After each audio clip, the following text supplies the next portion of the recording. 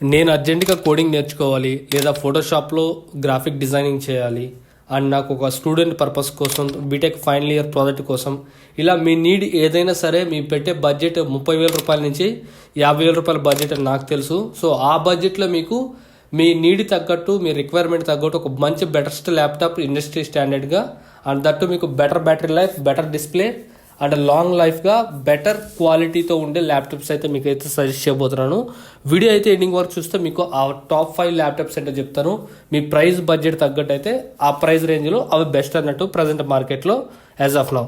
అందులో ఫస్ట్గా చూస్తుంటే మీకు యాసస్ వివోబుక్ గో 14 ఇది అరౌండ్ 30,000 రూపీస్ ప్రైస్ సెగ్మెంట్లో అయితే మీకు దొరుకుద్ది, ఎటువంటి ఆఫర్స్ లేకుండా. ఒకవేళ మీ దగ్గర ఏదైనా క్రెడిట్ కార్డ్స్ ఐసిఐసిఐ కానీ ఎస్బీఐ కానీ ఏమన్నా మీరు కొనేటప్పటికి ఆఫర్స్ కానీ ఉంటే ఇంకా మీకు ఒక 1,000 నుంచి 1,500 వరకు డిస్కౌంట్ అయితే వస్తుంది. సో వితౌట్ ఆఫర్స్ మీకు 30,000 రూపీస్ బడ్జెట్లో మీకు యాసస్ వివోబుక్ గో 14 ఇది మీకు AMD 7320U. సో లేటెస్ట్గా AMD 7000 సిరీస్తో లాంచ్ అయిన ప్రాసెసర్. ఈ AMD Ryzen 3 అనేది ఇంటెల్ i3తో సమానం అండ్ పర్ఫార్మెన్స్ కూడా దాని లెవెల్లోనే ఉంటుంది. Ryzen సిరీస్ ప్రాసెసర్ కూడా చాలా బాగా పర్ఫామ్ చేస్తున్నాయి. దీంట్లో మీకు ఫుల్ హెచ్డి డిస్ప్లే వస్తుంది, 14 inch full HD display. So Asus వివోబుక్లో మీకు డిస్ప్లే క్వాలిటీలు అనేది చాలా బాగుంటాయి అండ్ కెమెరా ప్రైవసీ షట్టర్ ఉంటుంది అండ్ దీంట్లో basic 8GB RAM 512GB internal storage SSDతో వస్తుంది అండ్ చాలా లెస్ వెయిట్ 1.38 kgs మాత్రమే. ఒకవేళ మీరు లేడీస్ అయినా లేదంటే స్టూడెంట్స్ అయినా ఇది చాలా బాగా మనకు వస్తుంది అండ్ బేసిక్ నుంచే మీకు Windows 11 ఆపరేటింగ్ సిస్టమ్తో వస్తుంది. సో ఒక అరౌండ్ మీకు 3 hours అయితే పక్కా బ్యాటరీ లైఫ్ అయితే వస్తుంది.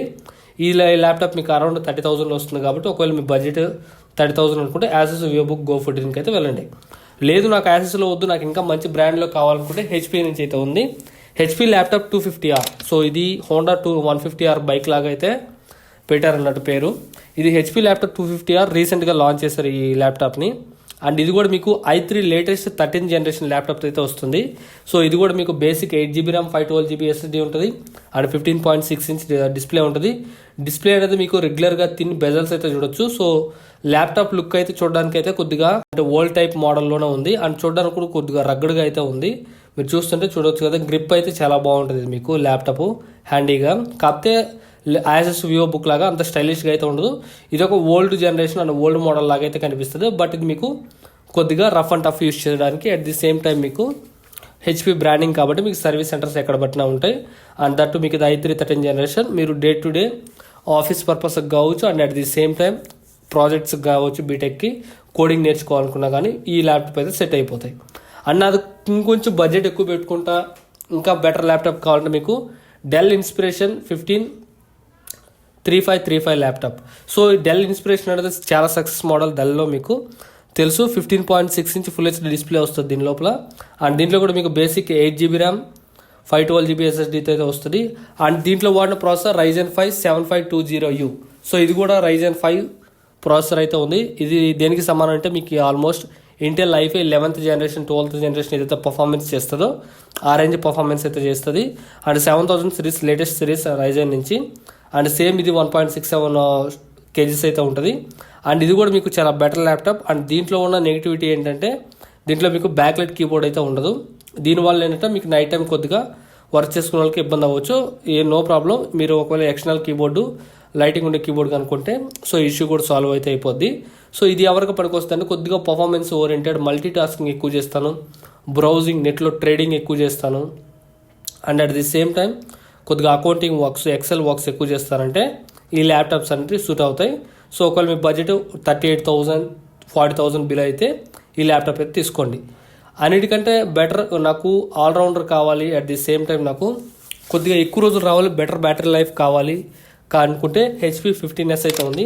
ఇది చాలా సక్సెస్ మోడల్. మీకు మినిమం బ్యాటరీ బ్యాకప్ 4 hours అయితే వస్తుంది and i5 12th generation 1 generation back laptop.